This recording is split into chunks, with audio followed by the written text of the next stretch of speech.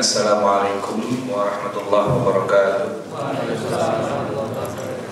Alhamdulillah wassalatu wassalamu ala Rasulillah Nabiyyina wa maulana Muhammadin ibni Abdillah wa ala alihi wa sahbihi wa man tabi'ahu wa nasarahu wa wala, amma ba'd. Ini setelah makan siang dan sholat zuhur, ini adalah jam tidur sebenarnya, jam ngantuk ya. Bukan hanya antum saja yang ngantuk, saya pun juga terkena rasa ngantuk juga. Oleh karena itu saya tidak akan berceramah, saya akan ngobrol aja, pengantar tidur gitu ya.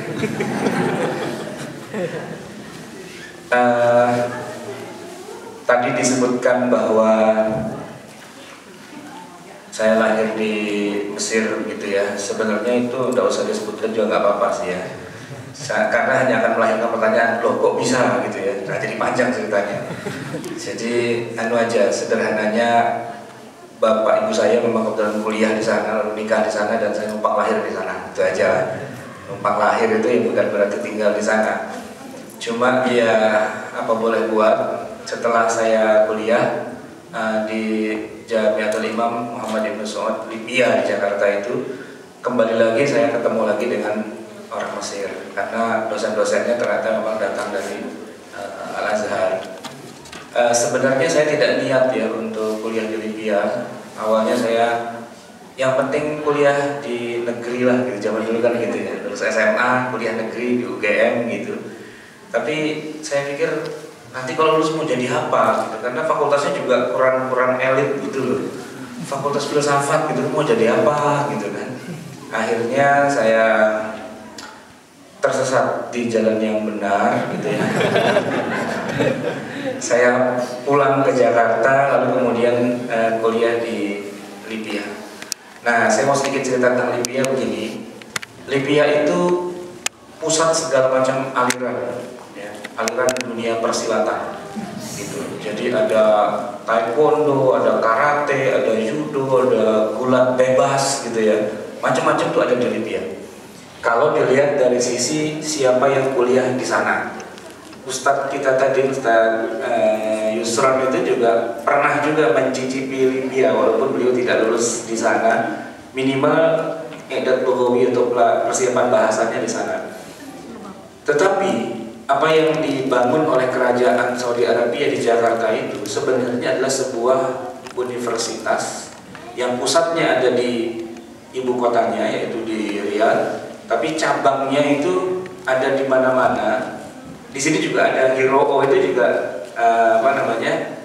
dari Jamiatul Imam juga. Cuma Hiroo itu cuma sampai bahasa saja. Nah kita satu-satunya di dunia yang sampai level universitas di Jakarta itu, Libya itu. Nah cuma yang dibuka hanya satu-satunya fakultas, yaitu Fakultas Syariah. Jurusannya pun satu-satunya jurusan. Nah yang saya mau cerita ini satu-satunya jurusan ini, jurusan perbandingan mazhab. Jadi kan tadi saya bilang ini pusat dari pertemuan antar berbagai macam mazhab gitu kan. Ada NU, ada Muhammadiyah, ada liberal, Syiah sih nggak ada lah ya. Ada macam-macam lah gitu ya kan. Jadi masing-masing datang dengan warna dan alirannya. Nah di situ kemudian kita setelah belajar bahasa Arab 2 tahun, belajar persiapan universitas 1 tahun, 3 tahun, baru kita boleh masuk di program namanya Fakultas Syariah 3 tahun dulu. Nah di Fakultas Syariah itulah kemudian kita belajar ilmu fikih dari berbagai macam jenis madhab yang ada. Tapi bukan madhab yang sekarang berkembang, enggak. Madhab yang ada di zaman Nabi. Nah gitu. Jadi rupanya di masa Rasulullah itu sudah ada madhab, sudah ada perbedaan pendapat. Kok bisa? Bisa, sebab Nabi ngajarinnya beda-beda. Nah itu poinnya yang ingin saya bahas pada kesempatan hari ini. Islam itu memang ada bagiannya yang harus satu, tidak boleh mendua. La ilaha illallah Muhammadun Rasulullah. Itu nggak boleh multitafsir. Tapi kalau sholat itu, kita kan sholat itu kan ada yang waktu tahiyat itu ada yang tangannya goyang-goyang gitu ya. Ya Pak, ada kan yang goyang-goyang gini, ada yang cuma asyhadu an la ilaha illallah gitu ya. Nah itu kok bisa gitu. Nah itu bisa karena ternyata Nabi kadang-kadang goyang, kadang-kadang tidak. Nah gitu loh. Jadi kalau mau disalahin, siapa ini yang bikin masalah? Rasulullah itu yang bikin gara-gara itu sebenarnya. Beliau tuh yang sholatnya beda-beda. Akhirnya kita yang rada kurang apa ya? Saya sih nggak bilang kurang cerdas ya, tapi kurang banyak ngajinya mungkin gitu ya. Itu menganggap kayak orang buta melihat gajah gitu loh. Ya orang buta sih nggak melihat gajah ya. Dia kan cuma bisa meraba gitu. Yang diraba kebetulan gadingnya. Oh gajah itu keras, lancip ujungnya. Nah udah, dia ambil kesimpulan seperti itu. Yang satu lagi pegang cuma kupingnya, gajah itu lebar kayak kipas gitu. Yang satu lagi pegang perutnya, gajah itu bulat besar, bundar gitu. Nanti yang lain lagi pegang apanya gitu lah. Lah masing-masing kemudian menafsirkan. Salah?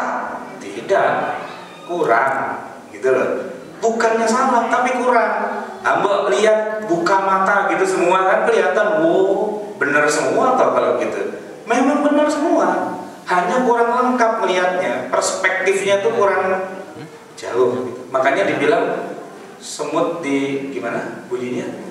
Semut di ujung lautan kelihatan, gajah di pelupuk mata. Ya nggak bisa melihat gajah di pelupuk mata, kedekatan. Kedekatan kan? Dia ada jauhan dikit. Oh, gitu tuh bangunannya gajah, gitu kan? Nah kita sebagai orang yang alhamdulillah dikasih penglihatan Allah, bisa dengan mudah itu gajah. Tapi mohon maaf kalau yang penglihatannya rada-rada kurang lihat gitu ya, ya gajah ya sesuai apa yang dia raba saja sambil merem. Oh nggak kelihatan kok gajahnya. Nah kita di Libya itu mempelajari ikhtilaf pada wilayah-wilayah yang memang dari nabinya sudah beda pendapat. Dari nabinya sudah beda pendapat. Karena itulah maka mungkin Bapak Ibu pernah mendengar ada qori internasional baca Quran itu di telinga kita kok kayaknya aneh gitu. Pernah nggak dengar orang baca Quran? Wadduha wadduha wal laili idza saja ma wadda'aka rabbuka wa ma qala. Pernah nggak dengar? Itu kalau yang nggak pernah dengar itu rasanya pengen nimpuk aja gua. Baca Quran kok bakal main kayak gitu, nggak bener ya orang. Saya dulu gitu juga waktu masih SD. Kata qori baca Quran nggak bener gitu kan. Padahal ternyata begitu belajar ilmu qiraat, rupanya memang itu dari Nabi dan dari Allah juga. Ceritanya begini. Suatu ketika turun tuh ayat yang wadduha kepada Rasulullah. Nabi mengajarkan pada satu kaum, ayo ikuti saya baca wadduha. Kaum ini lahjahnya itu nggak sama dengan lahjahnya orang Mekah, orang Madinah. Lahjah itu ya dialek gitu, dialeknya. Ya orang Jakarta lah gitu kira-kira ya kan. Atau orang Jawa itu kan nggak ada di apa namanya, Jawa itu kan biasanya rada-rada ngebas gitu kan kalau ngomong B gitu kan, IPB gitu kan,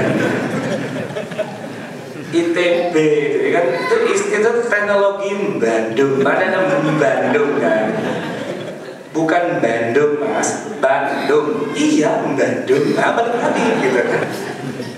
Mohon maaf nih orang Jawa ya, saya orang Jogja, ibu saya asli dari Sleman gitu, jadi kalau ngeledekin orang Jawa nggak apa-apa lah sama Jawa.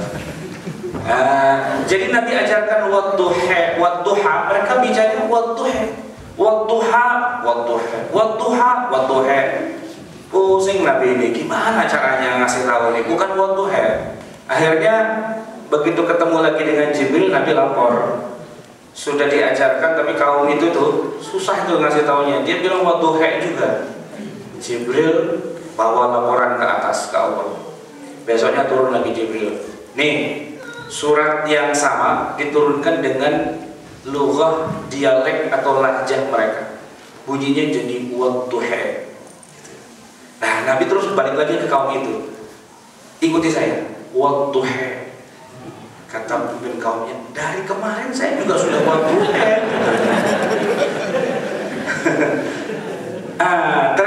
dari Allahnya itu sudah dua dialek gitu kan. Nah kalau sekarang orang kita nggak tahu, berantem nggak karu-karuan, itu kan cuma karena kurang melihatnya secara luas aja perspektifnya, bukan karena masalah akidah, karena memang Allah sendiri menurunkannya sudah berbeda. Itu contoh ya. Contoh yang lain, ini yang saya pelajari di Libya, adalah ketika Nabi pernah ditanya oleh seorang, ini kakek-kakek sudah tua, nanya, ya Rasulullah, kalau puasa itu siang hari itu boleh nggak mencium istri? Istrinya ada di sampingnya itu yang nanya. Nabi lihat, ya nenek-nenek gitu.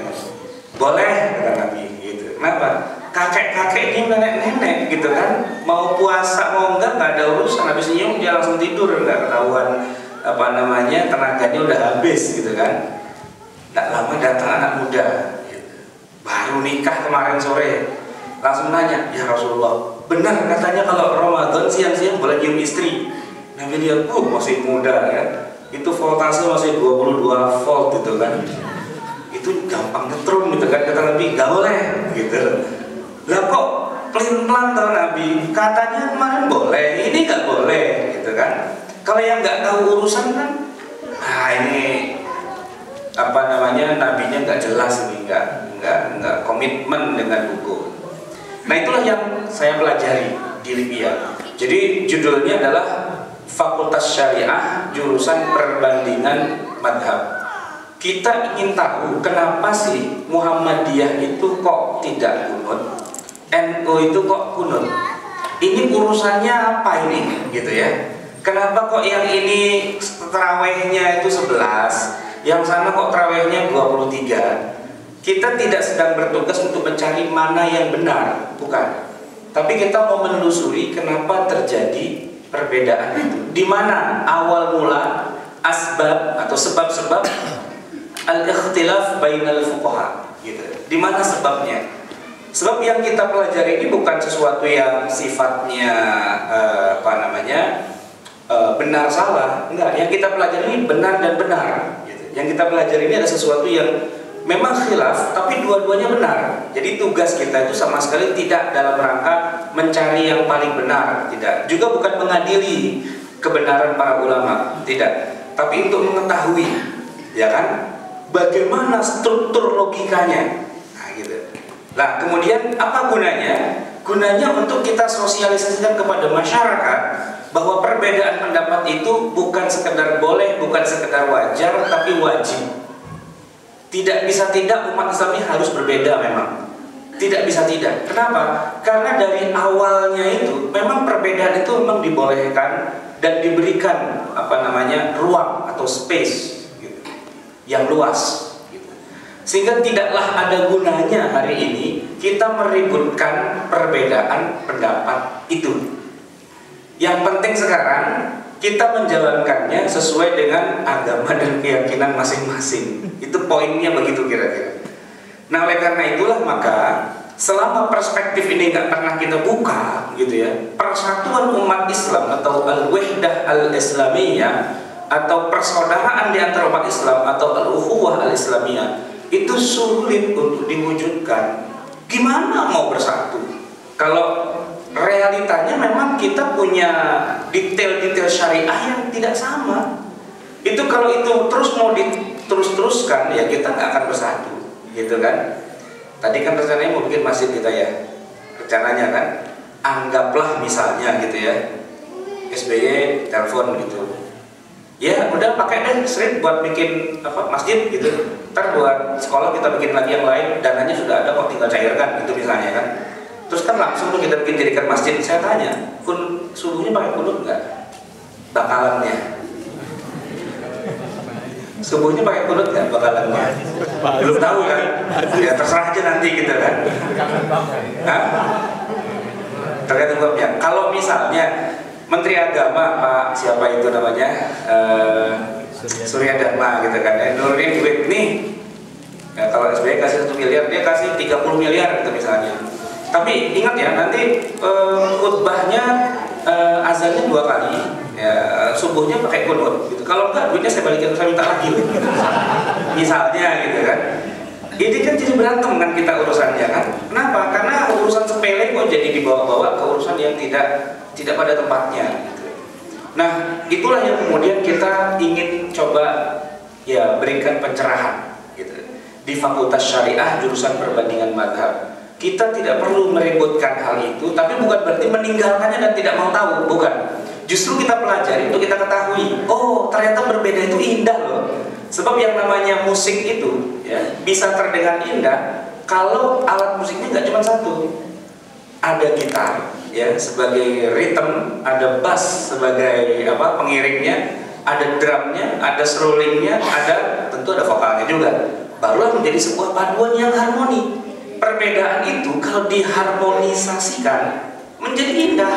Cuman kalau pemain musiknya nggak ada yang bisa satupun, gedebang gedebung, rock bukan, metal bukan, thrash bukan. Kenapa? Orang gedebang gedebuk aja. Gitu loh. Jadi bukan masalah perbedaannya, tapi bagaimana memahami karakteristik masing-masing alat musik. Ini kalau saya coba dekati ya dengan pendekatan alat musik itu kira-kira seperti itu. Nah itulah barangkali sebagai mukadimahnya. Jadi Bapak Ibu sekalian, saya akan mulai dari begini. Perbedaan pendapat itu sesuatu yang mutlak, pasti, dan tidak bisa dihindarkan. Cuma ada dua jenis perbedaan pendapat. Satu perbedaan yang sebenarnya itu tidak boleh, yaitu perbedaan dalam doktrin dasar akidah yang sifatnya fundamental. Kalau kita sudah katakan tiada Tuhan selain Allah, ya berarti memang tidak Tuhan selain Allah. Tidak boleh lagi ada Tuhan-Tuhan yang lain. Kalau kita katakan bahwa Muhammad adalah Rasulullah, ya berarti Rasul kita ya Muhammad. Nabi-nabi yang lain sudah lewat masanya, kita mengimani mereka, tapi yang kita pakai risalahnya adalah risalah Rasulullah. Itu kan pada tataran itu, insya Allah ya, kita nggak ada khilafiyah sama sekali. Mau khilafiyah pun juga nggak bisa. Berarti kalau kita langgar itu, kita bukan khilafiyah namanya, tapi inhirafiyah. Apa itu? Penyimpangan akidah yang dasar.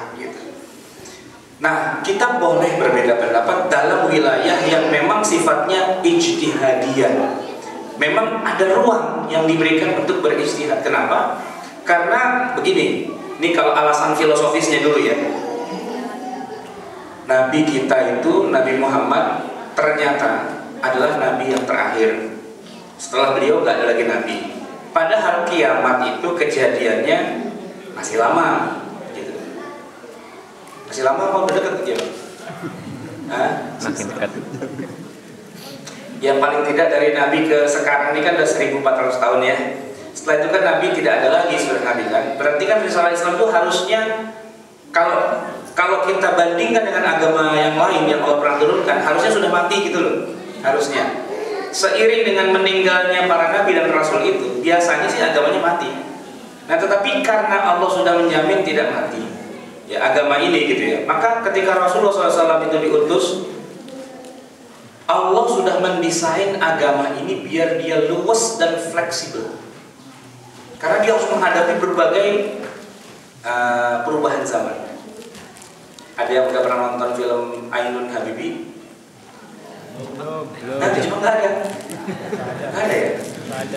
Di YouTube ada lah ya. Saya teringat sebuah adegan begini. Ketika mereka setelah menikah itu berdua, mereka di atas pesawat itu, kan pesawatnya cuma bergetar gitu kan. Ibu Ainun ternyata ketakutan. Suaminya Pak Habibie kan insinyur bidang apa? Bikin pesawat lah gitu ya. Tenang saja. Kalau pesawat bergetar, gitu, itu tandanya pesawat itu bagus. Kalau dia nggak bergetar, patah, matilah kita. Justru kalau dia bergetar, gitu, itu berarti itu sayapnya tuh ngepak gitu loh, begitu. Coba aja lihatin, pesawat itu ngepak begitu. Dan artinya karena dia goyang gitu ya, goyang itu elastis gitu. Walaupun itu sebenarnya pesawat itu ada yang kuliah di bikin kapal nggak di sini? Itu kan sayap itu isinya fuel gitu, bahan bakar gitu ya. Itu berapa ribu galon gitu kan. Itu sayap itu elastis gitu sebenarnya. Bahkan kalau ditekuk ke atas gitu tuh bisa dia. Gitu. Saking elastisnya. Ini ilmunya susah nih belajar nih. Elastis. Kalau dia tidak elastis, dia bisa patah gitu. Kena turbulensi, kena macam-macam dia bisa patah gitu. Nah, Islam itu selalu begitu. Kalau dibuat yang kaku, patah dia, gitu. Tapi Islam itu dibuat sedemikian luas, didesain oleh Allah luas untuk siap menghadapi segala kemungkinan perubahan zaman. Oleh karena itulah maka ketika Rasulullah mengajarkan kepada para sahabat agama Islam ini dengan segala syariahnya, dibuat selentur mungkin syariahnya. Lentur tapi tidak copot, gitu. Seperti sayap pesawat itu, dia lentur tapi tidak patah, gitu. Lentur, dia tetap masih bisa survive, gitu. Nah, agama kita ini oleh Allah bedanya didesain dibandingkan dengan agama itu, beda didesain untuk bisa lentur. Nah, lentur itu berarti dia harus bisa dengan posisi apapun, gitu ya. Nah, inti ajaran Islamnya harus kuat, tapi kemudian cabang-cabangnya itu harus lentur, gitu. Nah, itulah yang diajarkan kepada Rasulullah SAW, dan itu pula yang diajarkan kepada para sahabat, gitu. Oleh karena itu, selain kita punya pedoman yang dasar yaitu Quran dan Sunnah sebagai pokok, gitu ya, maka ada satu lagi yang kemudian diajarkan oleh Nabi tapi jarang-jarang kita bahas. Apa?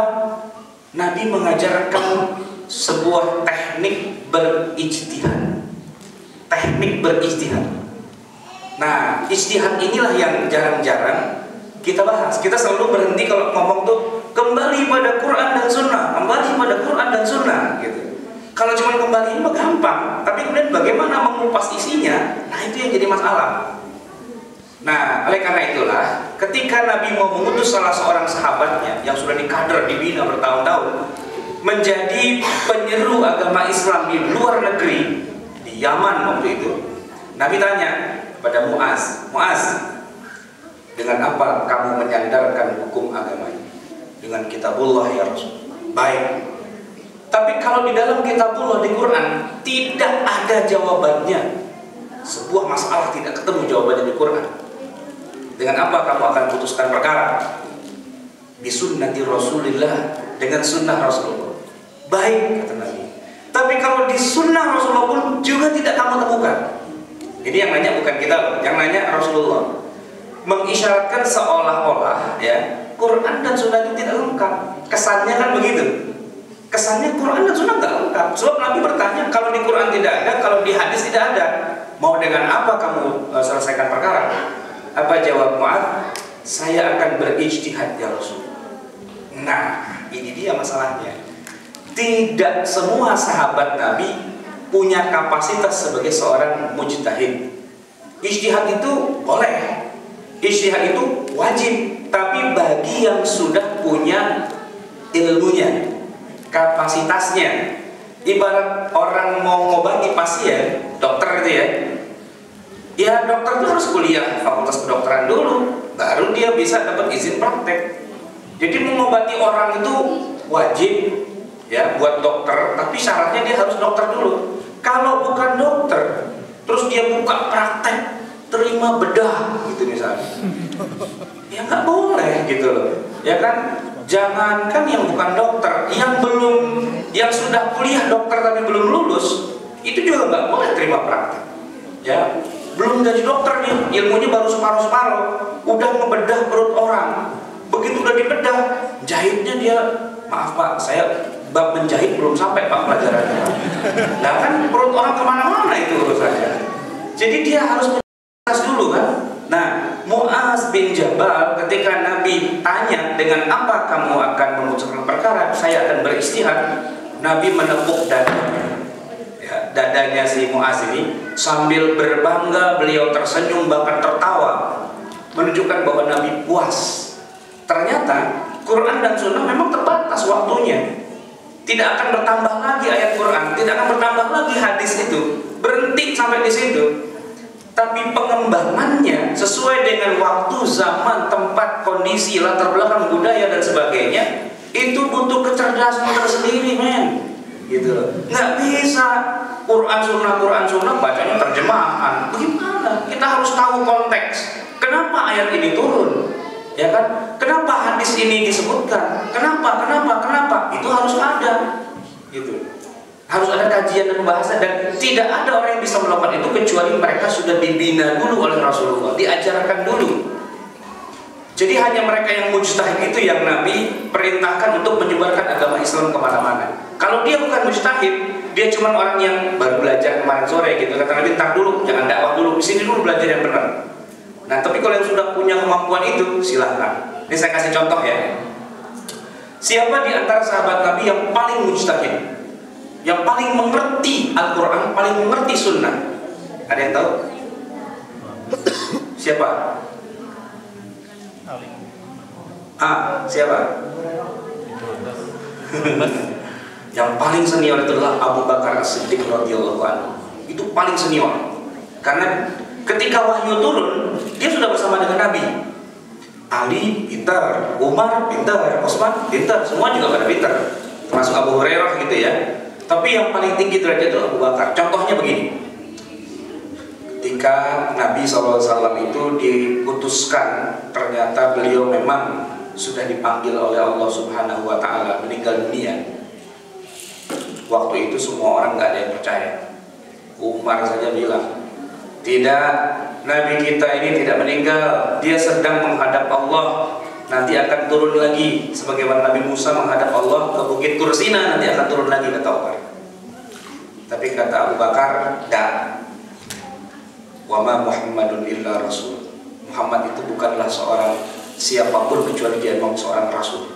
Qad khalat min qablihi rasul. Sudah ada orang-orang yang terdahulu, para rasul itu yang sudah meninggal.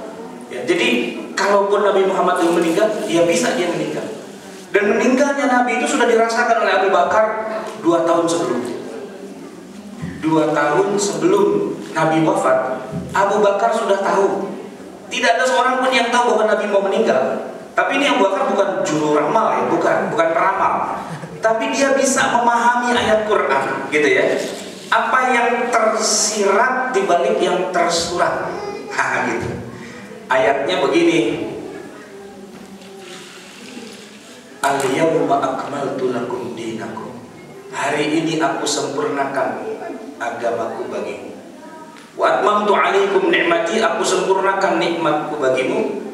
Wa raditu lakumul Islam madinah, dan aku percaya, aku rela Islam ini menjadi agama. Itu pada saat ayat itu turun, orang-orang tuh bergembira, senang karena ya agama kita sudah sempurna. Tapi ada satu yang nangis gitu loh. Di antara semua yang tertawa gitu, ada satu yang nangis, yaitu Abu Bakar. Cuman dia merahasiakan nangisnya. Dalam kondisi dia sedang nangis gitu, dia mundur, terus dia menghilang, bersembunyi di dalam sebuah tenda.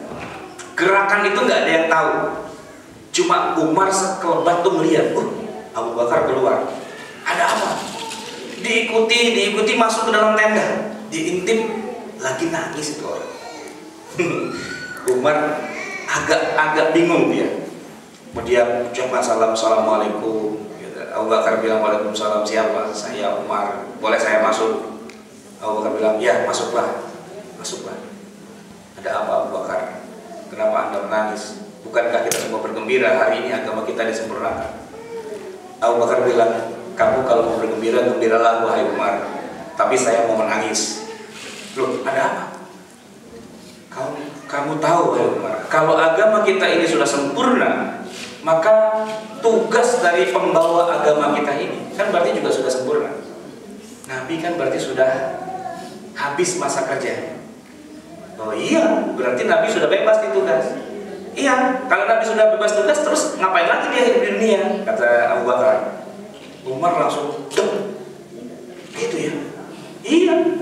Kalau sudah tugasnya selesai, mau ngapain lagi dia di sini? Ini udah pertanda nih, Allah akan segera mencabut nyawa Nabi kita. Umar baru sadar saat itu. Benar juga. Akhirnya Umar nangis di situ. Abu Bakar nangis, Umar nangis. Saat mereka lagi berdua nangis-nangisan, tiba-tiba datang Utsman. Ada apa kalian berdua nangis-nangisan? Diceritakanlah. Akhirnya kata Utsman, wah kalau gitu saya termasuk orang yang bersedih, nangis juga. Akhirnya nangis-nangisan mereka bertiga. Akhirnya ketahuan, akhirnya semua pada nangis semua. Setelah itu yang mempelopori nangis itu Abu Bakar. Dia bisa membaca yang tersurat di balik, ya, yang tersirat di balik yang tersurat itu. Tersuratnya mah agama ini menang gitu, tapi di balik itu, wah Nabi mau meninggal berarti. Benar, nggak lama setelah turun ayat itu, 22 bulan kemudian Nabi meninggal dunia. Dan ketika Nabi meninggal, yang paling siap menerima meninggalnya Nabi itu Abu Bakar. Umar nggak siap. Kata Umar, yang bilang Muhammad itu meninggal, saya penggal kepalanya. Gitu. Tapi Abu Bakar paling siap. Nah ini contoh ya. Bagaimana para sahabat Nabi itu adalah orang-orang yang paling mengerti Al-Quran, paling mengerti As-Sunnah, karena mereka memang dibina oleh Rasulullah. Nah, mereka hidup bersama Quran. Ketika mereka sedang melakukan sesuatu, turun Quran di tengah mereka. Ketika mereka sedang bersama Rasulullah, kejadian, dan itulah yang namanya hadis. Maka tidak ada orang yang paling mengerti Quran dan Sunnah kecuali para sahabat Nabi. Tapi tidak seluruh sahabat Nabi itu mengerti.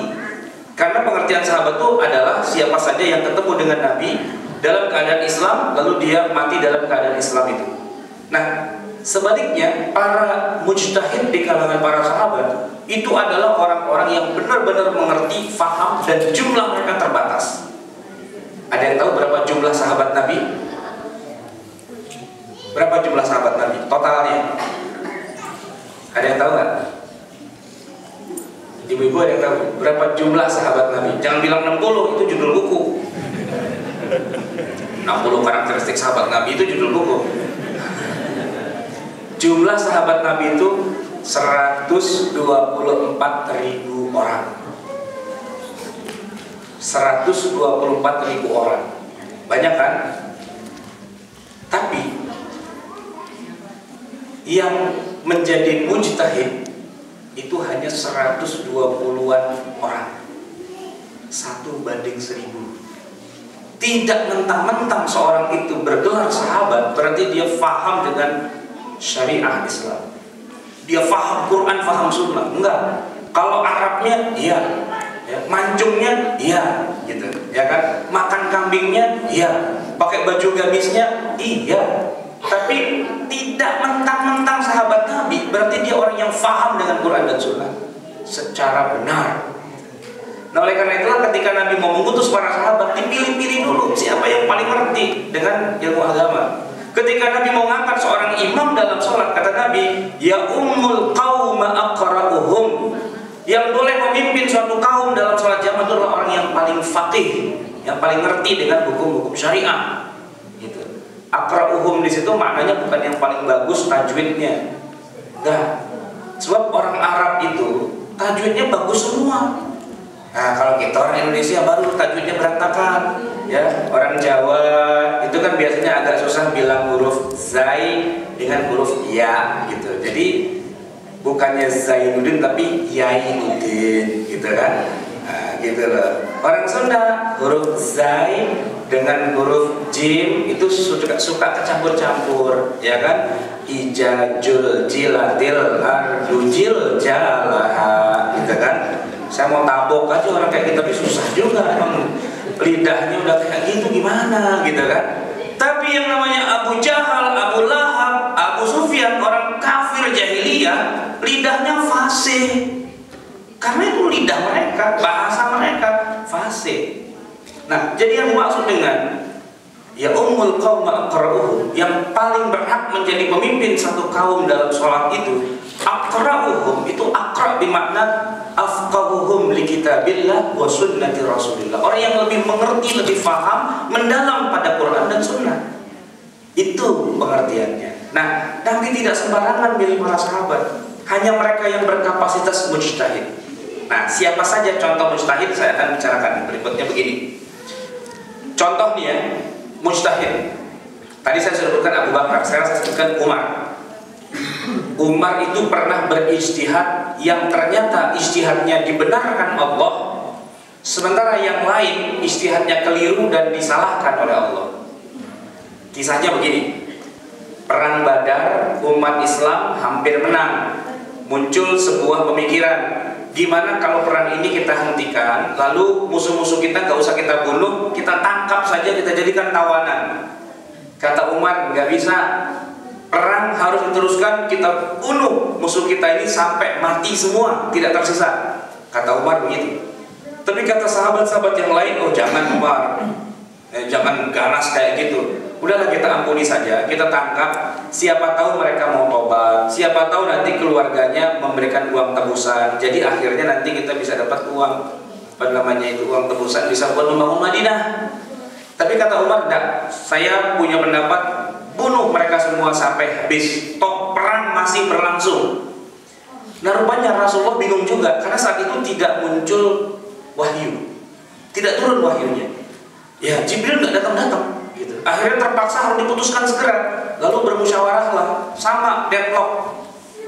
Satu pendapat bilang kita bunuh habis, pendapat yang kedua bilang kita hentikan perangnya. Yang bilang hentikan perang tuh hampir seluruhnya. Yang bilang terusin perang cuma satu, Umar doang. Gitu. Voting ya kalah Umar, gitu kan? Umar kalah. Diputuskan, oke, kita hentikan perang. Nabi pun ikut pendapat yang menghentikan itu. Begitu sudah diputuskan, tiba-tiba datang Jibril mengoreksi semua istihad mereka, dan kemudian kata Allah dalam ayat yang diturunkan itu, a'udzubillahi minasyaitonir rajim, maka dari nabiyyin ayyakuna lahu asra hatta yuthkhina fil ardi. Tidak pantas bagi seorang nabi untuk punya tawanan dalam perang.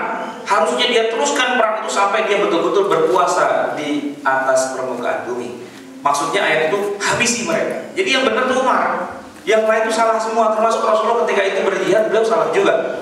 Maka Nabi kemudian mengoreksi hasil musyawarahnya itu, karena turun ayat, ya namanya musyawarah, kalahlah dengan ayat Quran.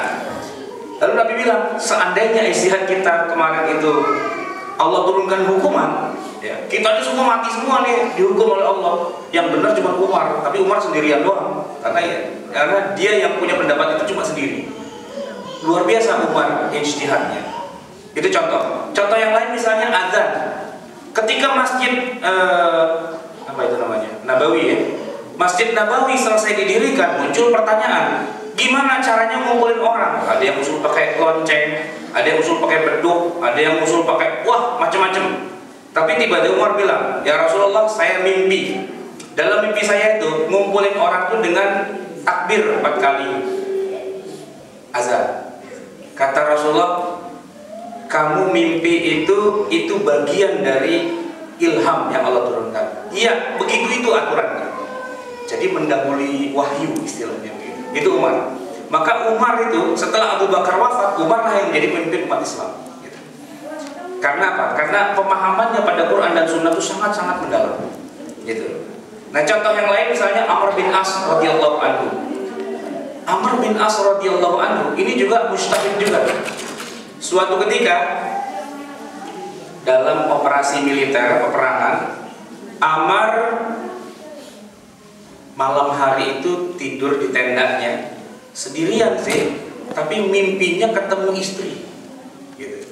Tidurnya sendirian, tapi mimpinya ketemu istri. Maksudnya melakukan hubungan suami istri tapi dalam mimpi, sehingga keluar maninya. Ketika dia mau subuh-subuh mau sholat, gitu ya. Waktu itu pas musim dingin, ya Tokyo kalah dinginnya dengan Madinah. Ya. Madinah tuh lebih dingin. Makin ke utara ke negeri Syam tuh lebih dingin lagi, bisa mendekati angka 0.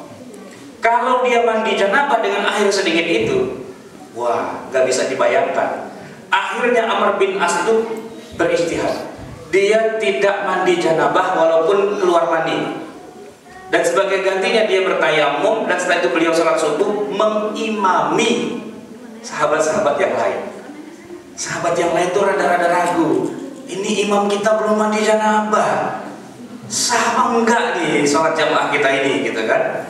Tapi kata Amr bin As, sholat. Ya udah, mereka sholat semua. Pulang sampai ke Madinah, lapor. Ini sahabat-sahabatnya lapor, ya Rasulullah, ada kasus imam itu belum mandi janabah tapi ngimamin sholat, sah apa enggak, gitu kan? Kata Nabi, siapa yang kayak gitu? Itu Amr bin As, gitu. Emang kenapa kok enggak mandi janabah ngimamin, gitu? Mana orangnya? Panggil Amr bin As, tanya, benar kamu ngimamin sholat belum mandi janabah? Iya ya Rasul. Kenapa? Karena dingin banget waktu itu ya Rasulullah. Nggak mungkin lah mandi janabah, itu mencelakakan diri saya. Lalu Amr bin As berhujjah. Hujjahnya begini, Allah Subhanahu wa Ta'ala berfirman, ya, yang dalam Al-Quran itu intinya, wahai orang-orang yang beriman, ya, wahai orang-orang yang beriman, jagalah dirimu dan sebagainya. Kemudian sampai pada kata-kata wala tulqu bi aidikum ila tahlukah, jangan kamu ceburkan dirimu dalam kebinasaan. Ya Rasulullah, kalau saya mandi saya binasa ya Rasulullah, dan itu hukumnya haram. Terus Ya udah, saya masih ingat bahwa yang namanya tayamum itu ternyata itu bukan apa namanya, bukan mengangkat hadas sih, tapi membolehkan sholat, gitu. Bukan mengangkat hadas, tapi membolehkan sholat. Jadi tayamum itu kalau orang mau wudu nggak ada air tayamum, orang mau mandi janabah nggak ada air ya tayamum. Saya ingat, gitu. Maka saya tidak mandi janabah, saya hanya tayamum saja. Kenapa? Karena saya tidak mau diri saya celaka. Jadi itu ijtihadnya Amr bin As. Dan Nabi mengatakan, benar kamu wahai Amr. Jadi ijtihadnya sahabat itu dibenarkan oleh Rasulullah. Kenapa? Karena Imam Ahmad itu diajarin caranya ijtihad, caranya mengambil kesimpulan hukum, caranya istinbatul ahkam itu diajarin. Oh gini loh caranya. Maka Nabi membenarkan. Nah, tapi kadang-kadang ada juga sahabat yang belum bisa beristihad, ya, belum lulus, dan ternyata ketika dia beristihad berbahaya. Kenapa? Jadi kasusnya mirip-mirip. Jadi ada seorang dalam perang itu luka di bagian kepala, kepalanya pecah, kebuka gitu, kepalanya itu kebuka. Nah, malam hari dia tidur, mimpi ketemu istrinya, keluar mandi. Pagi harinya dia mau mandi janabah, bingung. Saya belum mandi janabah, tapi saya harus sholat subuh. Tapi kalau saya mandi, gimana dengan luka di kepala? Akhirnya dia tanya pada temannya. Nah, temannya ini sahabat Nabi juga, tapi bukan mujtahid, bukan ahli dalam bidang menarik kesimpulan hukum. Dia tanya, saya harus mandi apa enggak ya? Temannya yang bukan ahli ijtihad menjawab, oh iya, harus mandi. Harus mandi. Kalau nggak mandi nggak sah. Gitu. Dia mikir-mikir, iya dia harus mandi. Ya udahlah, mandi. Mandilah, basahin kepala. Lukanya itu kena air.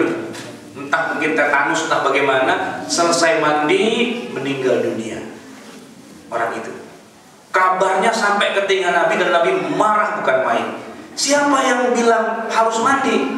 Si fulan, panggil. Ditanyain, kamu kenapa ngeluarin fatwa yang nggak benar? Cukup tayamum saja, nggak usah pakai mandi. Kalau dalam kondisi seperti itu, obatnya orang bodoh itu bertanya, kata Nabi. Nah, kamu tuh bodoh tapi nggak bertanya, malah ngeluarin fatwa, gitu kan? Dimaki-maki orang itu oleh Rasulullah. Kenapa? Sahabat sih sahabat, tapi kapasitasnya bukan mujtahid, gitu. Nah, jadi Bapak Ibu jamaah sekalian yang dimuliakan Allah, kita ini bukan mujtahid, Pak. Ya, saya itu bukan mujtahid. Bapak Ibu semua kita bukan mujtahid. Jadi kita tidak berhak untuk berijtihad. Sebagaimana kita bukan dokter, kita tidak boleh membedah-bedah perut orang. Gitu. Ada wanita hamil, mau melahirkan sungsang. Ya sudah, tentang Bu, ini udah pisau dapur, ini kita sesar. Ya nggak boleh, gitu. Nggak bisa, yang sesar-sesar aja perutnya bini orang, gitu kan. Bukan dokter. Hatta dokter pun kalau bukan dokter bedah, ya kan, dokter apa itu kandungannya, dokter umum nggak boleh. Apalagi dokter gigi, nggak boleh. Apalagi dokter hewan, gitu ya. Anda dokter, saya dokter, gitu. Biasa membedah perut, biasa perut kuda. Lah ini manusia bukan kuda, gitu kan. Dokter saja nggak sembarang dokter tuh boleh bedah-bedah perutnya pasien, gitu kan. Nah, apalagi yang bukan dokter. Anda dokter? Bukan, tapi rumah saya dekat dengan rumahnya Pak Dokter. Tetangganya dokter. Kamu tetangga, jangan tetangga, anaknya dokter aja nggak boleh ngebedah perut orang, ya kan? Nah, kita bukan mujtahid. Kita tidak berhak untuk berfatwa, tidak berhak untuk menarik kesimpulan hukum. Tidak bisa kita bilang, sudahlah tinggalkan semua ulama-ulama itu, langsung baca saja Quran dan terjemahnya, langsung baca saja Bukhari dan terjemahannya. Sesat itu, sesat, menyesatkan. Nggak benar. Saya sering ditanya sama orang, Ustaz, saya baca hadis Bukhari begini-begini, kok saya bingung isinya. Ya bingung lah, orang itu bukan expert di bidangnya kok. Ya, baca Quran, baca hadis itu nggak cukup, baca tafsirnya, baca syarahnya, baca ilmu yang terkait dengan apa yang ingin diambil di situ. Ente mau nanya apa? Hukum yang ada dalam ayat Quran. Baca kitab tafsir Al-Jami' li Ahkamil Quran karya Al-Imam Al-Qurtubi. Dia bedah tiap ayat itu sesuai dengan kandungan hukumnya. Nah, si Qurtubi ini ulama, gitu loh. Jangan baca cuma terjemahan, yang itu dalam surat An-Nahl surat ke-16 ayat 76. Itu bisa cari nggak? Ini calon mujtahid.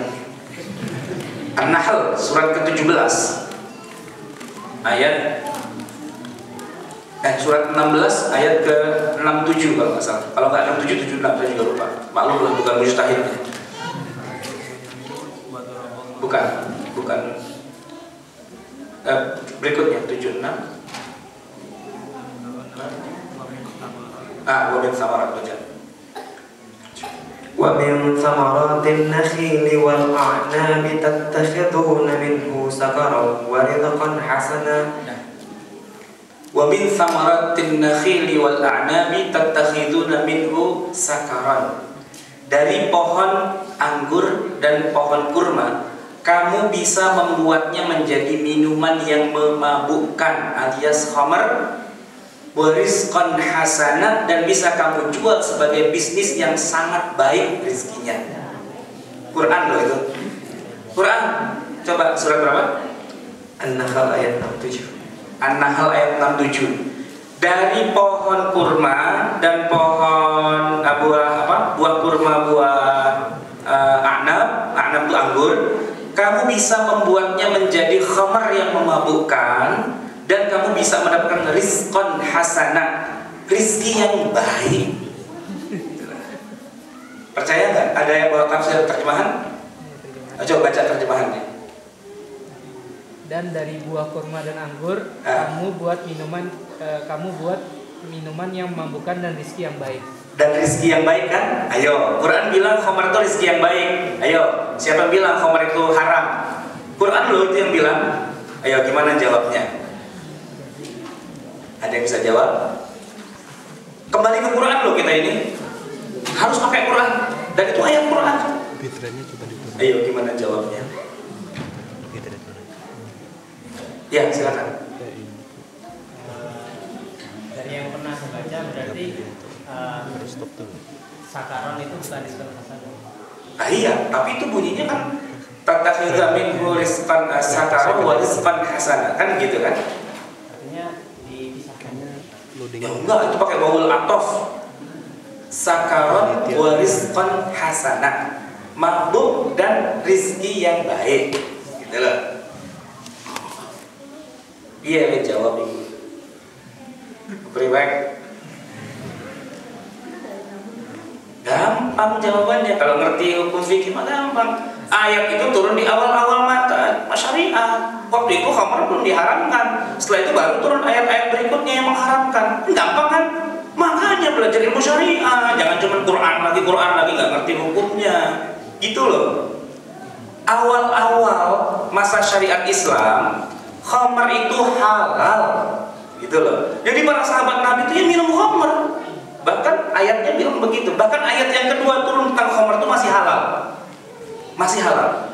Kan Nabi dan para sahabat dinyek itu apa bahasa Indonesia-nya? Dihina oleh orang-orang Yahudi, orang Nasrani. Katanya agama turun dari Allah, masa minum-minuman khamar kayak gitu? Kalau benar tuh agama, semua nabi itu mengharamkan khamar. Masa agama terakhir nggak mengharamkan khamar, malah minum? Dinyek tuh, dijelek-jelekin sama orang kafir oleh orang-orang Yahudi dan Nasrani. Maka para sahabat penasaran, iya ya, kok gitu ya? Maka nanya sama Nabi, ya Rasulullah, khamar itu gimana hukumnya? Kok nggak haram gitu? Turun ayat kedua. Ayat kedua bunyinya apa? Itu, yas'alunaka 'anil khamri wal maisir. Sahabat-sahabatmu wahai Muhammad menanyakan pada kamu tentang hukumnya khamar dan maisir. Qul, jawab, fihima itsmun kabir. Di dalam keduanya itu ada dosa yang besar. Wa itsmuhuma akbaru min naf'ihima wa manafi'u lin-nasi wa itsmuhuma akbaru min naf'ihima. Tapi juga di dalam keduanya ada manfaat. Masih disebut ada manfaat. Cuman manfaatnya kalah dibandingkan dengan dosanya. Tapi tidak tegas mengatakan itu haram. Maka para sahabat sebagiannya minum, sebagian tidak minum. Karena disebut ada ismun kabir. Yang minum, ya kan wa manafi'u linnas, dan ada manfaatnya. Kalau lagi dingin-dingin, ngusirnya ya minum, gitu. Kalau lagi sakit, obatnya kamar, ya minum. Kenapa? Ada manfaatnya kok, gitu kan. Nah, cuman sampai terjadi sebuah masalah di mana ada seorang sahabat sholat ngimami dalam keadaan mabuk. Dia baca surat Qul ya ayyuhal kafirun la a'budu ma ta'budun wala antum 'abiduna ma a'bud wala ana 'abidu ma 'abadtum wala antum 'abiduna ma a'bud wala ana 'abidu ma 'abadtum wala antum 'abiduna ma a'bud wala ana 'abidu ma 'abadtum. Mabok gitu. Lagi mabok imamin gitu kan. Yang di belakang udah teriak aja, lakum dinukum. Imamnya langsung, lakum dinukum waliyadin Allahu Akbar. Mabok sholat gitu kan. Tapi di masa itu belum diharamkan. Nah, dari itulah turun ayat la taqrabus sholata wa antum sukara. Jangan kamu dekati sholat kalau lagi mabok. Berarti para sahabat tidak mabok kalau menjelang waktu sholat. Sore-sore ini jam segini nih, jam 5 gitu ya, menjelang maghrib gitu, minum yuk gitu. Ntar, kenapa? Dikit lagi sholat, boleh. Habis sholat maghrib, yuk minum yuk. Dikit lagi isya, sholat dulu. Habis isya, mabok lagi. Belum diharamkan pada saat itu. Baru kemudian turun ayat yang terakhir berapa tahun kemudian yang menyebutkan ya sesungguhnya khamar itu ya innamal khamru wal maisir wal azlam wal ansabu rijsun min amali syaitan fajtanibuh. Itu ayat yang keempat.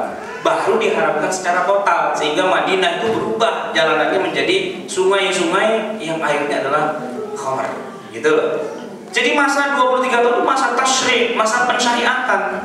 Nah, orang kalau nggak ngerti ayat Quran turunnya kapan, bagaimana bisa turun? Lalu kesimpulan hukumnya apa? Terus baca Quran sendiri ya sesat, keliru, gitu. Nah, oleh karena itulah maka kita bukan orang pintar, kita bukan ulama, kita bukan mujtahid.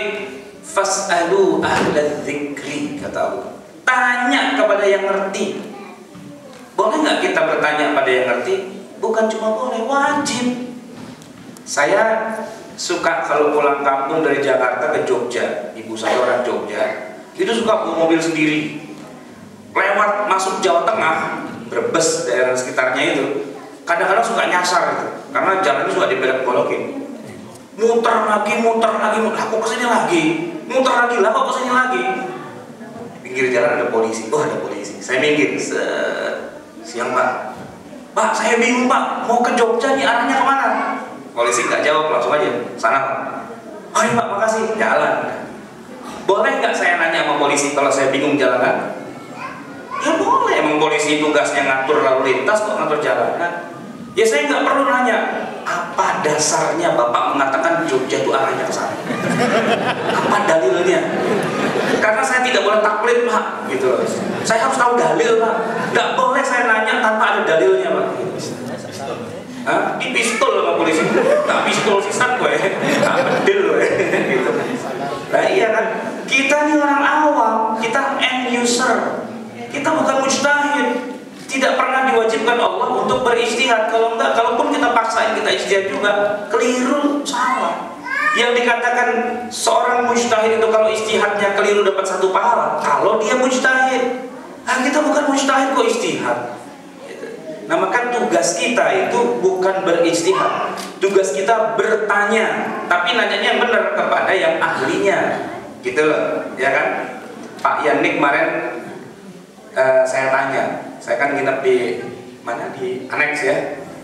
Zuhur tuh saya nggak sholat, kenapa? Saya nggak tahu kiblatnya mana, gitu ya. Awal hari pertama saya datang, saya nggak berani istihad, saya nggak tahu kok, internet juga nggak ada, kompas juga nggak jelas, gitu kan. Ntar aja lah saya nunggu orang yang ngerti, yang mujtahid gitu, yang ahlinya gitu kan. Zuhur lewat, masuk asar, beliau datang nih ke tempat saya ini, saya tanya, Ayam, kiblatnya mana? Oh, sana Ustaz, gitu kan. Benar di sana ya? Iya, benar. Langsung saya gerak sejadah, saya sholat. Saya nggak pernah nanya pada beliau, apa dasar Pak Yan mengatakan kiblat itu ke sana? Mana data GPS-nya? Mana kompasnya? Enggak, kenapa? saya yakin beliau tuh ngerti, ya sudah ke sana gitu loh. Nah, itulah yang seharusnya kita lakukan. Yang penting orang itu memang mujtahid, ahli di bidang ilmu syariah. Kita nanya sama beliau, ya sudah itu jawabannya kita pakai. Bahwa satu orang mujtahid beda hasil pandangan ijtihadnya dengan mujtahid yang lain, itu boleh-boleh saja, tidak masalah. Kenapa? Karena di zaman Nabi para sahabat pun beda pendapat dan Nabi tidak menyalahkan salah satunya. Nih, ketika selesai perang Khandaq, kata Nabi, jangan letakkan senjata kalian. Sekarang juga perangi orang-orang kafir. Itu orang-orang kafir Bani Quraidah itu biang keroknya. Kata Nabi, kalian segera berangkat sekarang. Kata sahabat, ya Rasul, kita sholat dulu deh, kita belum sholat asar nih. Enggak, kata Nabi, jangan sholat asar. Sholat asarnya nanti di sana aja, di perkampungan Bani Quraidah. Sekarang berangkat. Karena Nabi bilang begitu ya semua berangkat, nggak ada yang berani sholat. Cuma masalahnya setelah mereka berangkat di tengah jalan, matahari itu udah mau tenggelam gitu ya. Mereka belum sholat asar. Sebagian bilang, sholat asar dulu yuk, kita belum sholat asar nih. Enak aja. Tadi Nabi bilang apa? Berangkat dulu, jangan sholat asar. La tusalliyanna al-asr fi Bani Quraidah. Jangan sholat asar kecuali kalau udah sampai di sana. Kata yang tadi ngajakin sholat, ya itu kan maksudnya kita disuruh cepat-cepat. Tapi ya mosok kita jihad tapi gak sholat asar sih. Lawan bicaranya bilang, ente taat gak sih sama Rasulullah? Tadi Rasul bilang apa? Jangan sholat asar kan? Ya jangan sholat asar kecuali sampai di sana. Pecah dua rombongan. Yang satu berhenti dulu sholat asar, yang satu jalan terus. Bapak Ibu sekalian, kalau ada di situ saat itu, ikut yang mana? Ikut yang berhenti dulu sholat asar, apa ikut yang jalan terus? Ayo kira-kira yang mana? Jalan terus. Hah? Jalan terus. Jalan terus, nggak sholat asar? Hah? Sholat dulu, apa jalan terus? Jalan terus. Pecah dua juga kan? Dua. Yang salah siapa? Yang salah Nabi ya? Nabi kok ngaturnya gitu ya?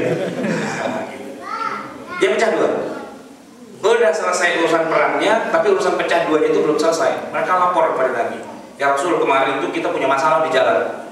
Sebagian berhenti sholat dulu, sebagian jalan terus. Ini kita harus diklarifikasi nih ya Rasul. Nabi bilang, yang jalan terus yang mana? Ini di sini nih, yang pada jalan terus. Nah, mereka nggak sholat asar ya Rasulullah. Mujahid kok nggak sholat asar, sambil ngenyek gitu ya. Tapi yang dinyek itu, yang dijelek-jelek itu ngebales gitu. Ya Rasulullah, kami adalah orang yang taat kepada Anda. Anda bilang jangan sholat asar, kami tidak sholat asar. Mereka itulah yang dibilang jangan sholat asar, dia sholat juga, sok alim, sok suci gitu. Nah gitu kan. Akhirnya kata Nabi apa? Yang tidak sholat jalan terus, kalian benar. Yang sholat dulu baru jalan, kalian juga benar. Itu sahabat yang dua belah pihak itu celingukan. Hah? Kita benar ya, benar. Mereka benar juga. Benar juga. Yang salah? Nggak ada. Nah ngapain kita berantem dari kemarin ya? Gitu loh. Itu kasus terjadi di masa Rasulullah. Ada dua kelompok sahabat, yang satu jalan terus, yang satu sholat dulu. Tidak disalahkan salah satunya, dua-duanya dibenarkan. Berarti kebenaran itu memang boleh ada dua. Dan para sahabat boleh berbeda pendapat. Gitu. Maka ini ada kasus nih ya. Abdullah bin Umar bin Abbas itu termasuk sahabat yang strict dalam masalah musik. Kenapa? Karena dia mengatakan suatu ketika saya pernah lihat Nabi lagi naik onta, dituntun sama ini si Abdullah bin Umar ini, belum yang nuntun ontanya. Nabi naik di atas onta, melewati suatu tempat, di situ ada anak kecil penggembala kambing lagi memainkan apa ini namanya, suling, gitu ya. Tiba-tiba Nabi memasukkan jarinya ke telinganya, dua-duanya. Lalu dia bilang kepada Abdullah bin Abbas, Abdullah bin Umar, jalan terus, jalan terus. Udah jalan agak jauh, terus dia tanya, Nabi nanya kepada Abdullah bin Umar, masih kedengeran nggak suaranya? Masih ya Rasul. Jalan terus, jalan. Sampai udah agak jauh nanya, masih kedengeran nggak? Udah nggak kedengeran Rasul. Ya sudah, baru Nabi buka telinga.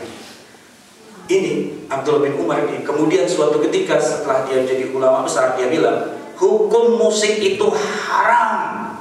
Kenapa? Karena Nabi pernah menutup telinganya. Tapi adalah Abdullah bin Zubair yang mengatakan tidak haram. Sahabat Nabi juga. Adalah Abdullah bin Abbas yang mengatakan tidak haram. Kata Ibnu Umar, tapi Nabi menutup telinganya loh waktu itu. Jawabannya begini. Ketika Nabi menutup telinganya, kamu waktu itu nutup gak telingamu? Iya, enggak sih gitu. Nabi nyuruh nutup gak telingamu? Enggak juga gitu.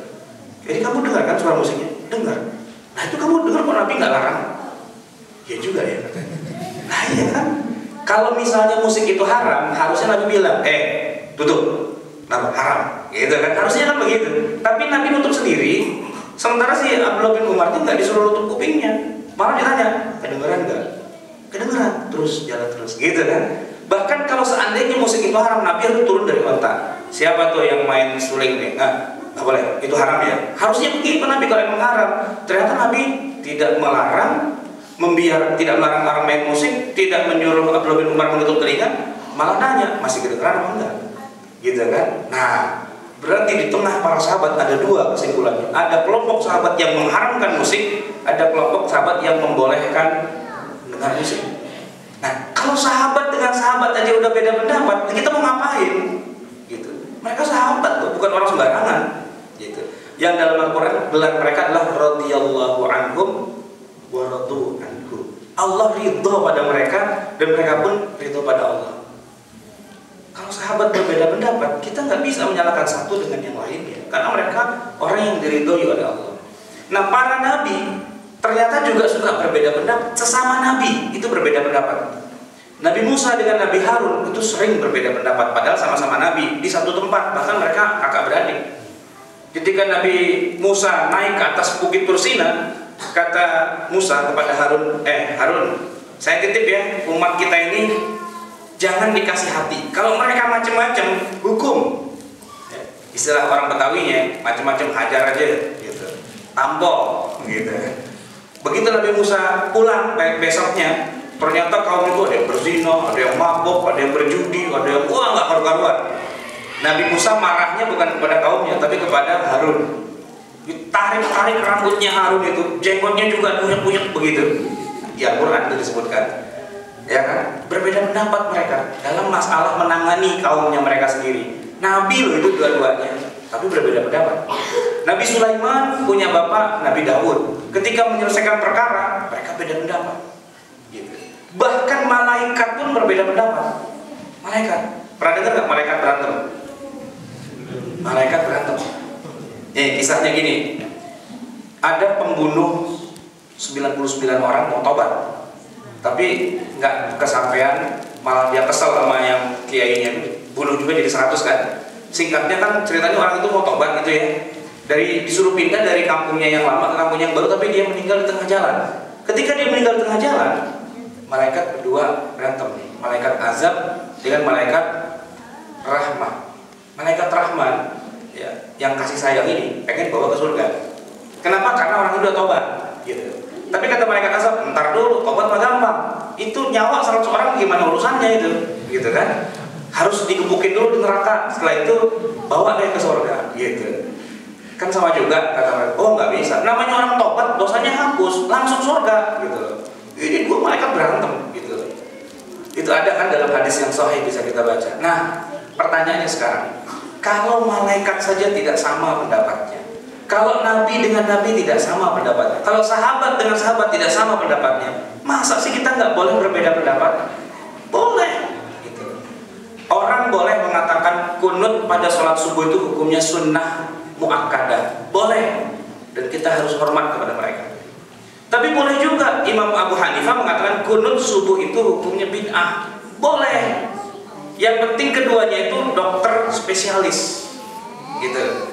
Nah, jadi kita tinggal hormati saja dan harus tahu diri juga. Jangan bukan pada tempatnya kita ngajakin berantem. Nah itu yang nggak boleh. Nah hebatnya lagi, ini Imam Syafi'i rahimahullah, beliau mengatakan kunut subuh itu sunnah muakkadah.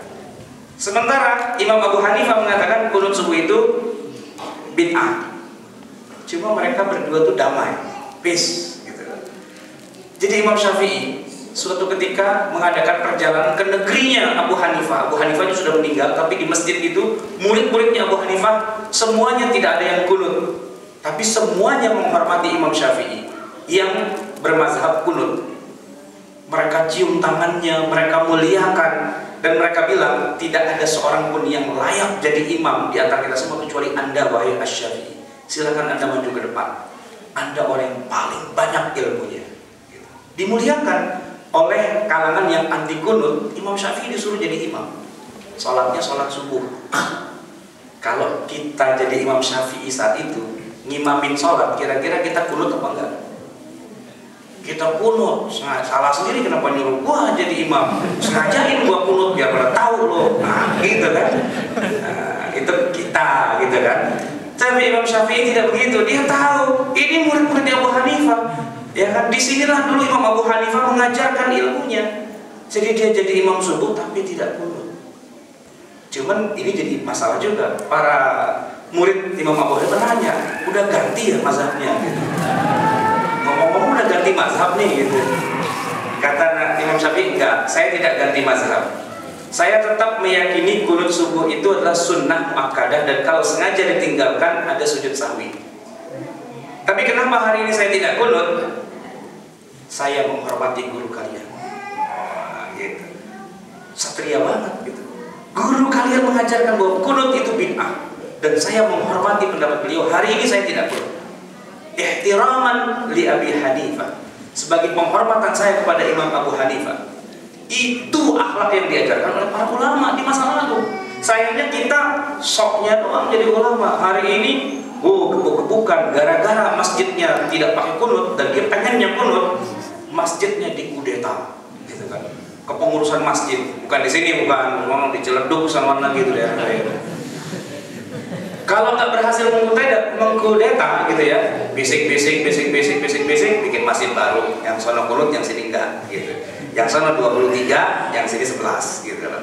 Kalau mau tunggang-tungging kelamaan sono 23, yang ini yang versi cepat nih 11 gitu kan. Tarawihnya gitu kan. Nah, padahal ulama kita sudah mengajarkan. Dulu Kiai Haji Idham Khalid, pemimpin besar PBNU, itu kan mimpin jamaah haji naik kapal laut. Jamaahnya itu semua kunut kalau subuh. Kan zaman dulu naik kapal laut bisa sebulan. Tapi sebagian penumpang juga ada yang Muhammadiyah dipimpin langsung oleh Profesor Dr. Buya Hamka yang tidak kunut. Nah, nggak mungkin kan ada sholat subuh 2 kali. Nggak mungkin. Sholat subuhnya sekali aja. Tinggal masalahnya mau pakai kunut apa enggak. Nah, ini kedua belah pihak, pimpinan dengan pimpinan bernegosiasi. Akhirnya disepakati gini. Sehari kunut, sehari enggak. Sehari kunut, sehari enggak. Gantian gitu. Tapi jamaahnya tidak gantian. Jamaahnya tetap gitu. Jamaahnya tetap. Jadi gini, kalau imamnya adalah Kiai Haji Idham Khalid yang kunut, ya, dia bilang kepada jamaah, mohon maaf jamaah, nanti saya akan kunut. Yang tidak kunut silahkan tunggu berdiri saja, tidak usah bilang amin. Jadi ketika dia kata Allahumma hdina fiman hadait, itu yang tidak kunut diam aja, diam, nggak angkat tangan, nggak bilang amin, diam aja, ya kan? Tapi juga tidak mendahului, ya, gitu. Masih pada kunut ya, udah saya sujud duluan ya, nanti kita ketemuan di sana, nggak bisa. Itu batal gitu, nggak boleh. Juga nggak boleh ngeledek, nggak boleh ngenyek gitu ya. Mentang-mentang nih tidak kunut gitu ya, yang lain bilang amin, amin, dia bilang tidak amin, tidak amin, tidak amin. Ngeledek enggak, ya udah sportif aja gitu kan. Nah, kalau giliran Buya Hamka yang jadi imam, kan beliau tidak kunut subuhnya. Nah, beliau bilang sebelum sholat, jamaah sekalian, nanti saya tidak kunut, tapi saya akan i'tidal lebih lama. Ya, sekiranya saudara-saudara sekalian ada yang mau kunut, silahkanlah kunut pada saat saya i'tidal yang lama itu. Samiallahu liman hamidah, dia bacakan Rabbana lakal hamdu. Nah, setelah itu dia diam. Nah, yang lain itu yang NU di belakang pada kunut.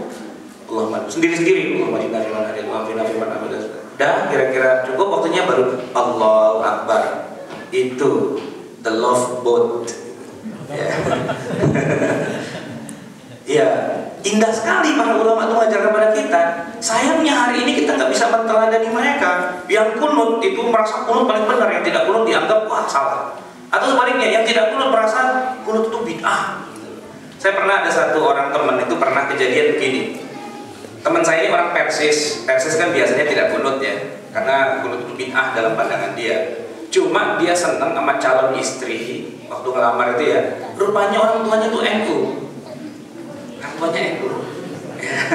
Ini calon besan udah saling sepakat nih harinya kapan ya, pestanya pakai adat mana gitu kan, gedungnya apa, udah disepakati gitu ya. Terakhir tuh sambil basa-basi setelah makan, mertua nanya calon mantu, mertuanya NU kan, ngomong-ngomong calon mantu kalau subuh doa kunut nggak gitu. Ini karena udah kebiasaan bilang bid'ah, oh itu bid'ah. Kagak jadi. Uang lamaran balikin gara-gara apa? Gua kagak sudi punya mantu kagak kunut. Nah gitu kan. Cuman gara-gara begitu itu bisa jadi perang dunia gitu kan, karena tidak wise gitu. Harusnya kan dia diplomasi dikit lah. Ya kan, kalau ditanya kunut nggak? Ya saya kunut, masa nggak kunut sih? Nah gitu kan. Walaupun setelah itu ya udah besok pagi jadi imam ya gitu kan. Ngapalin dulu doa kunut. Apa ini begini? Nggak pernah kunut wah gitu. Nah gitu. Tapi kalau dua belah pihak itu sudah paham, silahkan berbeda gitu loh. Ini teman saya juga di Mesir ceritanya. Teman saya yang suaminya itu dari Lombok. Lombok itu kan ya kayak NU umumnya lah ya. Sentuhan kulit laki perempuan itu batal. Nah istrinya yang orang Persis, itu sentuhan kulit itu tidak batal gitu loh. Keduanya kuliah di Mesir, nikah di sana, hidup di Mesir. Ceritanya malam-malam sang istri yang Persis itu lagi mau sholat Isya. Suaminya apa namanya kesenggol gitu, kesenggol oleh suaminya. Ya kan suaminya bilang wah batal gitu. Ini yang mau sholat Isya ini suami ya, istrinya kan Persis gitu ya. Istrinya yang nyolek-nyolek suaminya itu, dicolek gitu, toel gitu kan. Kata suaminya jangan colek-colek, aku udah wudu ini gitu kan, mau sholat Isya. Nggak batal lah gitu.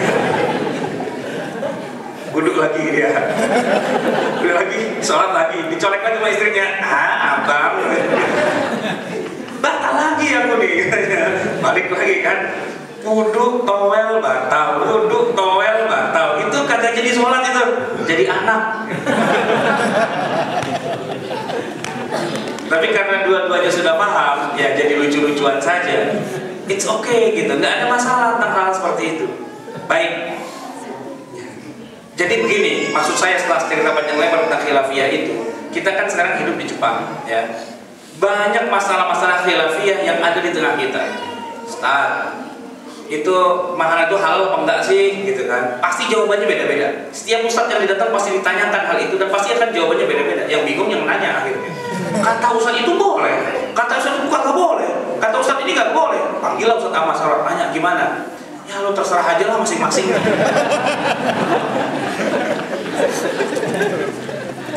Soalnya pertanyaan yang disampaikan ke saya itu sama persis dengan 5 tahun yang lalu saya ceramah di sini juga. Golden Week tahun 2008, saya datang ke sini, pertanyaan itu juga. Itu halal nggak sih, gitu kan? Segala vaksin lah ditanyain, segala apa lah ditanyain, gitu-gitu. Saya tuh kadang-kadang suka ketawa sendiri gitu. Jadi gini memang, ini contoh ya, sebelum nanti ada yang nanya saya jawab aja duluan. Itu makanan katanya tuh bahan bakunya terbuat dari apa namanya ekstrak babi lah apa begitu kan. Itu gimana sih gitu kan? Ada yang bilang halal, ada yang bilang haram, macam-macam. Saya bilang gini, memang ada dua itu. Kalau kita orang Indonesia umumnya madhab Syafi'i dalam urusan babi itu memang sudah talak 3. Babi itu talak 3. Sekali babi tetap babi. Gitu. Tidak ada istilah babi berubah wujud jadi apa gitu, nggak ada. Nggak, gitu ya. Tapi dalam madhab Hanafi itu dikenal dengan istilah istihalah, perubahan wujud.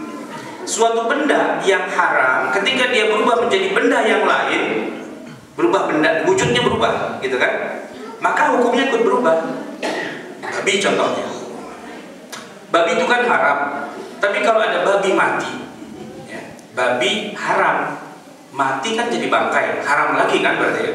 haram makan dua itu kan, mengandung babi pula gitu kan, karena dia hamil gitu. Haram makan tiga, haram makan tiga. Kita kuburkan babi itu di dalam tanah, kita pendem, di atasnya kita tancepin pohon singkong, slep gitu ya. Singkongnya kan subur kan, nah, karena babi itu kan berubah jadi tanah kan, jadi unsur hara gitu ya. Singkongnya gede paha orang dewasa ya. Kita bikin kolak singkong. Nah, saya tanya, kolak singkongnya halal apa enggak? Hah? Dari babi loh itu, dari babi. Halal enggak? Kok halal? Kan dari babi. Berubah wujud. Sepakat ya, halal ya. Kecuali kita lagi makan kolak singkong enak-enak, pelotak, tulang babi. Itu baru haram. Tapi namanya orang Indonesia, sekali babi tetap babi. Walaupun saya kasih logika kayak gitu, tetap aja dia nggak terima. Babi sama ustaz, beda itu katanya. Ya udahlah, ya udah nggak usah dimakan kalau emang katanya ada babinya, gampang kok. Susah-susah. Tapi jangan bilang yang pada membolehkan itu jadi haram. Kenapa? Ya karena tadi logikanya begitu aja. Dalam mazhab Hanafi itu memang dibolehkan. Suatu benda kalau sudah berubah jadi benda yang lain, maka hukumnya sudah nggak ikut. Itu apa, tetangga saya itu kan pelihara anjing ya. Di Jakarta itu tetangga orang Cina itu pelihara anjing. Dia punya tabula pot, tanaman buah dalam pot gitu ya. Ada pohon cabai gitu ya. Tiap pagi tuh potnya dikencingin anjing. Tiap pagi gitu. Anjing kencing di situ, gitu tiap pagi. Subur. Cabenya itu buah random gitu ya. Terus saya bilang, saya minta dong cabenya petik gitu kan. Saya bawa pulang, istri saya nanya, itu kan yang tiap hari dikencingin anjing kan? Iya gitu. Tapi kan tanahnya bukan cabenya gitu. Saya tanya, cabenya itu halal kan? Halal. Dikencingin anjing loh tiap hari. Anjing pun najis mughalladh atau gitu. Ya, nyucinya saja 7 kali, salah satunya pakai tanah gitu. Halal nggak cabai? Hah? Halal? Ya halal lah ya, karena kan udah berubah ya jadi benda. Kecuali nih cabainya begitu kita potek keluar, ya kencing anjing. Nah, itu lain lagi urusannya. Kalau wujud aslinya masih ada nggak boleh, tapi kalau dia sudah berubah jadi benda yang lain kan it's okay kan harusnya. Nah, cuman masalahnya begini, bangsa kita, bangsa Indonesia itu sudah talak 3 dengan anjing, dengan babi, sudah talak 3. Pokoknya apa-apa yang bau anjing, bau babi itu enggak. Kampung saya itu kampungnya masyarakat Islam, udah banyak kiai ustaz. Itu kalau ada anjing nyasar masuk kampung saya itu udah nggak pulang lagi tuh, bisa ngitir, anjing, sambitin gitu. Kata anjing, emang gua anjing, makanya dikatain segala. Nah,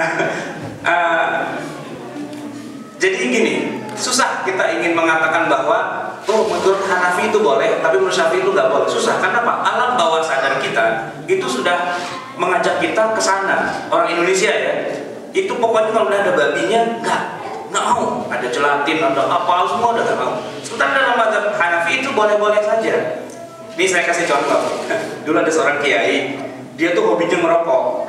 Saya bilang, Pak Ustadz, rokok itu bisa bikin kanker loh. Terserah katanya.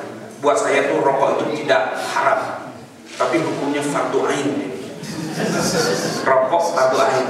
Saya bingung, dari mana Ustaz kok bisa fardu ain? Gini, saya punya pondok pesantren, saya ngajar di pondok. Ini pesantrennya Salafiyah, jadi kalau ngaji itu pakai kitab. Saya nih yang punya pondok, saya wajib ngajar. Kalau nggak ngajar saya dosa, karena tugas saya memang kiai ngajar. Cuma kalau belum jisamsu sebatang itu hurufnya nggak kelihatan katanya. Terus biar kelihatan, ya jisamsu dulu katanya gitu, berapa gitu kan. Jadi sambil merokok, utawil, gitu kan. Wah gitu kan. Itu baru bisa kelihatan hurufnya katanya. Nah, mengajar itu wajib. Tapi kalau tidak bisa terlaksana mengajar itu gara-gara satu hal, nah satu hal itu jadi wajib. Mala yatimul wajibu illa bihi fahuwa wajib. Wah, jadi hukum yang ngerokok buat saya itu fardu ain, gitu kan. Aduh, susah saya ngelawannya kan. Saya kasih data-data, ini kanker, ini orang Jawa Timur ya, mohon maaf, prek gitu katanya.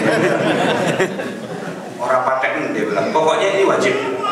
Saya mikir-mikir gimana caranya ngadepin kiai kita yang satu ini gitu kan. Terus saya bilang, Pak Kiai, saya cuma dengar informasi, belum tentu benar loh. nanti kita perlu cek gitu. Apa? Saya pernah dengar katanya, cuma katanya, proses membuat kertas rokok itu katanya ada unsur babinya. Rokoknya di mulut itu langsung dibabi. Astagfirullahaladzim, babi itu ternyata. Jadi gampang mengharamkan rokok itu. Bilang aja ada babinya, itu pasti dibuang sama dia. Sudah talak 3 dengan babi itu, jadi susah. Jadi kita mau berantem sampai kapanpun tetap aja begitu, ngeyel nggak akan selesai gitu. Ya jadi saya bilang ya sudahlah, kalau emang dianggap itu vaksin ada babinya, yang nggak usah divaksin gitu. Jadi kalau mau haji kan ada vaksin meningitis tuh. Jadi Jakarta itu biasanya suka begitu. Itu banyak ustadz-ustadz yang bilang nggak boleh vaksin, kenapa? Ada babinya gitu. Jadi dia nggak pernah divaksin, tapi beli kartu kuningnya 200.000 gitu kan. Kartu kuning bahwa dia sudah divaksin, bohong juga tuh ya. Beli kartunya aja nggak divaksin. Setelah caranya emang bener ada babinya. Ya nggak tahu juga sih, cuman aneh ogah aja. Kenapa? Aneh takut disuntik katanya. Jadi karena dia takut disuntik, dia fatwa ini jadi itu ada babinya, udah nggak boleh katanya. Ya itu contoh gitu ya. Jadi khilafiyah di antara para fuqaha itu boleh-boleh saja terjadi. Yang penting kita jangan menjelekkan satu dengan yang lain. Itu nomor satu penting. Yang kedua, syukur-syukur ya kalau ada waktu, ada kemungkinan kita belajar mempelajari mazhab-mazhab yang nggak cuma satu saja, tapi yang lain juga kita pelajari, kita ketahui, minimal buat perspektif kita. Oh gitu ya, biar nanti kalau kita menghadapi kendala, terpaksanya pinjem mazhab lain tuh enak gitu. Di orang Jakarta ya Bapak Ibu sekalian, itu kan mazhabnya Syafi'i rata-rata. Jadi sentuhan kulit laki perempuan tuh batal. Cuma repotnya kalau lagi tawaf ifadah di depan masjid, di depan Ka'bah itu kan bukan cuma kesenggol itu, nempel gitu. Nempel laki perempuan itu. Ya kan? Orang ada emak-emak cerita sama saya, Pak Ustadz, tadi saya waktu tawaf, satu putaran itu kaki saya nggak nutup tanah loh katanya. Kenapa? Nempel begini gitu ke bawah. Mana di sini orang orang laki-laki yang ini bulunya banyak banget gitu kan. Terus gimana Bu? Ya gitulah, geli-geli dikit katanya gitu. Geli-geli enak katanya. Alah. Dia muter gitu. Nah, itu kalau begitu gimana Pak Ustadz? Kan nempel itu, batal nggak? Ya saya bilang, ibu pakai mazhab Syafi'i batal Bu. Ibu keluar lagi wudu. Terus ya balik lagi belum sampai tempat tawaf, nyenggol lagi kan, balik lagi gitu kan. Ya nggak selesai, kapan habis ini tawaf begini dari pagi sampai sore, batal lagi kan. Makanya saya bilang Bu, pinjem aja dulu pendapat mazhab Hanafi, itu sentuhan kulit jadi nggak batal kan, enak gitu. Emang boleh Pak Ustadz? Ya emang nggak boleh, saya bilang. Ya kan boleh-boleh aja, Imam Syafi'i aja pernah buka gak kunut, boleh gitu. Iya juga, iya deh, tahu gitu mah dari tadi katanya. Tawaf makanya naik dulu, belajar yang benar, jangan main tawaf aja gitu. Itu crowded, yang pernah sana pasti tahu lah. Teman saya itu pernah, dia ketabrak jatuh di depan Ka'bah itu. Tiba-tiba penglihatannya gelap. Dia pikir wah ajal deh ini. Gitu. Ternyata enggak, dia masih sadar, cuman matanya nggak bisa melihat. Gitu. Ternyata dia masih dengar suara orang lagi tawaf gitu. Lama-lama dia sadar, oh saya masih sadar, saya masih bisa melihat. Masih ngeliat bayangan di bawah, oh rupanya dia di bawah roknya orang Afrika. Pantesan baunya agak gimana. Ya udah, kalau mau nanya sekarang. Baik, alhamdulillahirrahmanirrahim. Langsung aja. Alhamdulillahirrahmanirrahim. Jazakumullah khairan pada Ustaz. Dan ya alhamdulillah kita bisa mendapat banyak sekali ilmu begitu dari Ustaz. Dan ya mungkin sudah dilihat ya dari reaksi Bapak Ibu semua sangat banyak kita yang bertanya. Ya kita ada waktu sekitar 30 menit, mungkin bisa kita maksimalkan begitu berada